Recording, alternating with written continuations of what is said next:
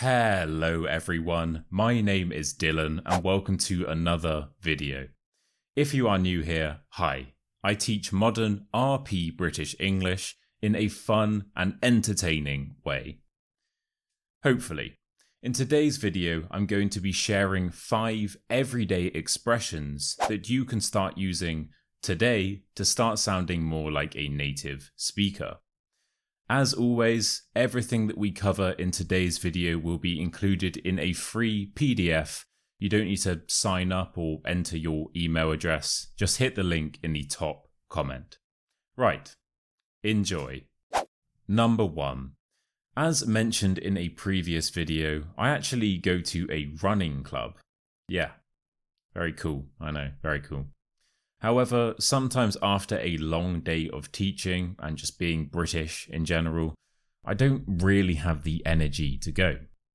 It is in those moments that I say to myself, I just can't be bothered to go tonight. So the first expression is can't be bothered, or I can't be bothered. So if you can't be bothered to do something, it just means that you don't have the energy to do that thing. You're not really that interested in doing that thing. So the next time you are feeling too lazy to go somewhere or to do something, instead of saying, I don't really have the energy to go, why don't you try saying, I can't be bothered to go? 2 things to note. Firstly, this is very informal. You are pretty much saying that you don't want to go to this thing, so try and avoid saying this in formal situations, or if you don't want to hurt someone's feelings. For example, alright mate, are you still coming to my birthday party tonight? I'm so excited. I've been up all night blowing balloons. Sorry mate, I'd love to, but I just can't be bothered, really. Oh. Don't do that. And the second thing is that whilst native speakers love to say I can't be bothered when we are talking about somewhere that we don't want to go to, we wouldn't really say I can be bothered even if we are talking about somewhere that we do want to go to, so just avoid saying that. Number 2, and I was actually watching a video the other day where a customer was ordering some food in a fish and chip shop. Fascinating, I know. Anyway, they asked for some scampi. The man behind the counter replied with, sorry mate, but we don't actually have any scampi. Oh wait, I tell a lie, we have some here. So the second expression is, I tell a lie. Oh, I tell a lie. Oh, I do apologize. I tell a lie. So when we say I tell a lie, this just means that I realized what I have just said is a lie. It's untrue. I tell a lie. So in these instances, we weren't lying on purpose. We didn't know that what we were saying was untrue. It was just a mistake. So when we say I tell a lie, this is just a light-hearted way of acknowledging and admitting to that mistake, and it is normally followed by us telling the truth or correcting the mistake. The O in "oh, I tell a lie" is very important here. And that is because British people are so polite that the mere thought of us misleading someone sends us into a deep state of shock. Oh, I do tell a lie. Oh, I deeply apologize. I'm very sorry. Right, so in that example I said, I was watching a video the other day. And you might be thinking, the other day? What does that mean? When was this? Which day? What are you talking about?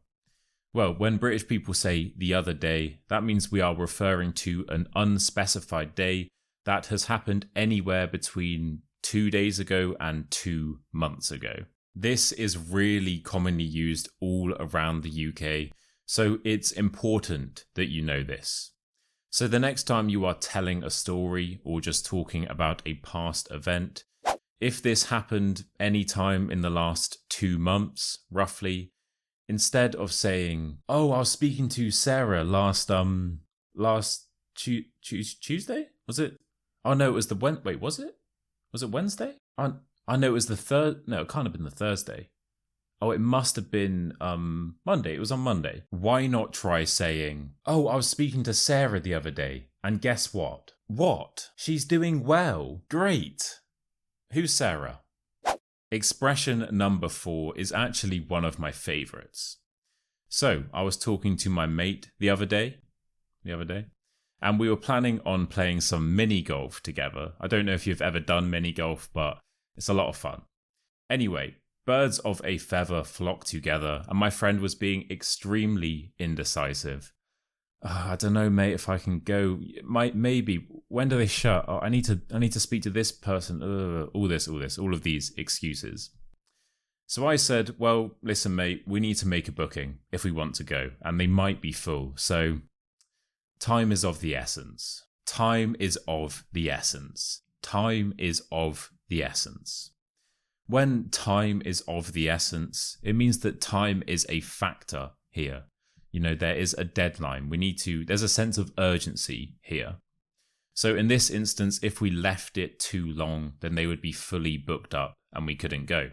So therefore, time was of the essence. We needed to act quickly.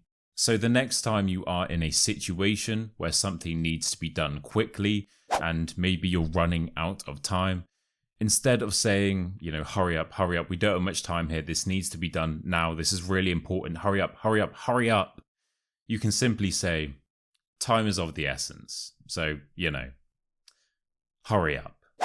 Finally, I was being a proper British lad the other day, and I was in the boozer with the boys having a few pints.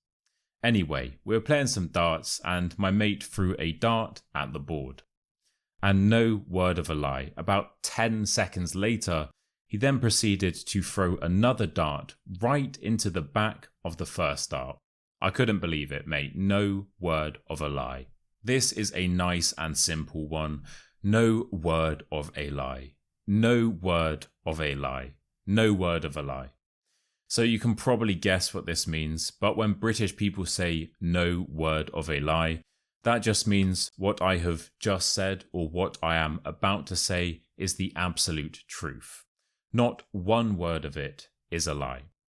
So the next time you are telling a crazy, maybe slightly unbelievable story, or if you would just like to add emphasis to something, instead of saying, I promise what I'm about to say is true, why not try saying, no word of a lie? No word of a lie.